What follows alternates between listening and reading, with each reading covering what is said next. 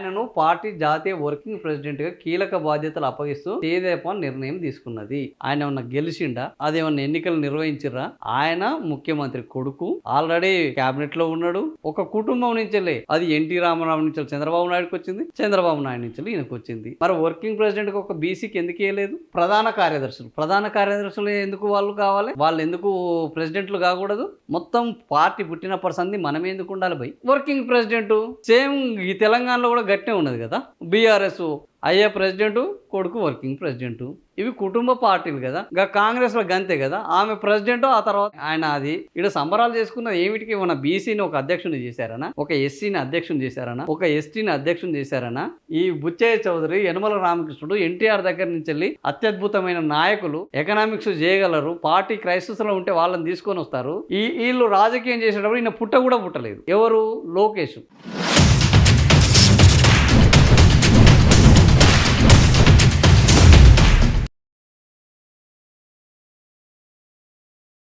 Nominated పదవుల భర్తీ. తేదేపా working ప్రెసిడెంట్గా లోకేష్, జాతీయ ప్రధాన కార్యదర్శులుగా కిలారి రాజేష్, రామ్మోహన్ నాయుడు, శబరి 32 మందితో జాతీయ, 189 మందితో రాష్ట్ర కమిటీల నియామకం. తెలుగుదేశం పార్టీ జాతీయ ప్రధాన కార్యదర్శిగా ఉన్న మంత్రి నారా లోకేష్ ప్రమోషన్ దక్కింది. ఆయనను పార్టీ జాతీయ వర్కింగ్ ప్రెసిడెంట్గా కీలక బాధ్యతలు అప్పగిస్తూ తేదేపా నిర్ణయం తీసుకున్నది. ఇక్కడ ఏం జరిగింది? ఈయనని ఏం చేశారు? వర్కింగ్ ప్రెసిడెంట్ చేశారు. ఏంది? జాతీయ ప్రధాన కార్యదర్శులుగా సంబరాలు చేసుకుంటున్నారు. వర్కింగ్ ప్రెసిడెంట్ చేయడం వల్ల అదేమన్నా ఎలక్షనా? ఆయన ఏమన్నా గెలిచిండా? అదేమన్నా ఎన్నికలు నిర్వహించిర్రా? ఆయన ముఖ్యమంత్రి కొడుకు ఆల్రెడీ కేబినెట్ లో ఉన్నాడు. ఒక కుటుంబం నుంచెలే, అది ఎన్టీ రామారావు నుంచి చంద్రబాబు నాయుడుకి వచ్చింది, చంద్రబాబు నాయుడు నుంచి ఈయనకు వచ్చింది. ఈయనకంటే సమర్థులు లేరా? వాస్తవానికి తెలుగుదేశంలో సమర్థులు లేరా? తెలుగుదేశంలో సీనియర్లు లేరా? తెలుగుదేశంలో పార్టీని నడిపించే సత్తా ఉన్న వాళ్ళు లేరా? తెలుగుదేశంలో వర్కింగ్ ప్రెసిడెంట్ ఒక కొడుకు, ప్రెసిడెంట్ తండ్రి. ఇదేం పద్ధతి? మీరు బీసీలు అంటారు కదా, మీరు సామాజిక న్యాయం అంటారుగా, మరి వర్కింగ్ ప్రెసిడెంట్కి ఒక బీసీకి ఎందుకు ఇవ్వలేదు? ప్రధాన కార్యదర్శులు ఎందుకు వాళ్ళు కావాలి? వాళ్ళు ఎందుకు ప్రెసిడెంట్లు కాకూడదు? వర్కింగ్ ప్రెసిడెంట్ ఎందుకు కాకూడదు? ఎన్నికలు ఎందుకు పెట్టకూడదు? మొత్తం పార్టీ పుట్టినప్పటి సంది మనం ఎందుకు ఉండాలి భయ్? మీరు పొద్దున లేస్తే సామాజిక న్యాయము, సమానత్వము, ఈ అసలు ఈడ ఇంత సంబరాలు చేసుకోవాల్సిన అవసరం ఉంది? ఆయన ఏమైనా గెలిచిండా? అది జస్ట్ నీకు ఇచ్చిర్రు, మీ అయ్యా ప్రెసిడెంటు, కొడుకు వర్కింగ్ ప్రెసిడెంటు. సేమ్ ఈ తెలంగాణలో కూడా గట్టే ఉన్నది కదా. బీఆర్ఎస్ అయ్యే ప్రెసిడెంట్, కొడుకు వర్కింగ్ ప్రెసిడెంట్. ఇవి కుటుంబ పార్టీలు కదా. ఇంకా కాంగ్రెస్ లో గంతే కదా, ఆమె ప్రెసిడెంట్, ఆ తర్వాత ఆయన. అది ఈడ ఏమున్నది? ఇలా విచిత్రం ఏమున్నది? ఈ విషయాల్లో చూసుకుంటే నితిన్ నవీన్ బెస్ట్ కదా. ఎక్కడో ఉన్న ఎవ్వడికి తెలియని ఆయన తీసుకొచ్చి జాతీయ అధ్యక్షుని చేశారు బీజేపీలో. గట్లా చేయాలి కదా మీరు. నిజంగానే కుటుంబ పార్టీలే కదా. ఈ కుటుంబ పార్టీలు తండ్రి తీసుకొచ్చి కొడుకుని చేస్తే ఈ సంబరాలు చేసుకునేది అది కూడా మళ్ళీ పెయిడ్ బ్యాచే. ఇక్కడ సంబరాలు చేసుకున్నది ఏమిటికి? మన బీసీని ఒక అధ్యక్షుని చేశారనా, ఒక ఎస్సీని అధ్యక్షుని చేశారనా, ఒక ఎస్టీని అధ్యక్షుని చేశారనా? మీ కుటుంబంలో కాకుండా, ఈ కమ్మ వాళ్ళు కాకుండా ఇంకెవరన్నా ఒక కాపు నాయకుని తీసుకొచ్చి అధ్యక్షుని చేశారా? వర్కింగ్ ప్రెసిడెంట్ చేశారా? ఏమిటికి సంబరాలు? నాకు అర్థం.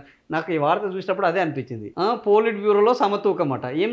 అధ్యక్షుడు చంద్రబాబు సార్ 26 మంది సభ్యుల్ని, 3 ఎక్స్-అఫీషియో సభ్యుల్ని, సీనియర్లు జూనియర్ల మధ్య సమతూకం పాటించారు. యనమల రామకృష్ణుడు, గోరంట్ల బుచ్చయ్య చౌదరి, వర్ల రామయ్య, శ్రీనివాసులు వీళ్ళందరినీ వంటి సీనియర్ నాయకుల సేవకు గుర్తింపుగా పోలిట్ బ్యూరోలో కొనసాగించారు. పోలిట్ బ్యూరోలో కొనసాగించడమే వీళ్ళు కదా. మొదటి నుంచి వెళ్ళి ఈ బుచ్చయ్య చౌదరి, యనమల రామకృష్ణుడు, ఎన్టీఆర్ దగ్గర నుంచి వెళ్ళి అత్యద్భుతమైన నాయకులు, ఎకనామిక్స్ చేయగలరు, పార్టీ క్రైసిస్లో ఉంటే వాళ్ళని తీసుకొని వస్తారు. వీళ్ళు రాజకీయం చేసేటప్పుడు ఈయన పుట్ట కూడా పుట్టలేదు. ఎవరు?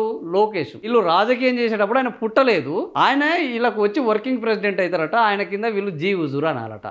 ఇదా తెలుగుదేశం బీసీల పార్టీ అనేది? ఇప్పటి వరకు బీసీ ప్రెసిడెంట్ ఎందుకు కాలేదు? బీసీ వర్కింగ్ ప్రెసిడెంట్ ఎందుకు కాలేదు? బీసీని ఒక జాతీయ అధ్యక్షుని ఎందుకు చేయలేదు? బీసీని మిగతా అధ్యక్షులు ఎందుకు చేయలేదు? ఇదేనా బీసీల పార్టీ? ఇదేనా ఎన్టీఆర్ కోరుకున్న విధానము? ఇదేనా తెలుగు ప్రజలు కోరుకుంటున్న తెలుగుదేశం పార్టీ? ఇది తెలుగుదేశం పార్టీయా లేకపోతే నారావారి పార్టీయా?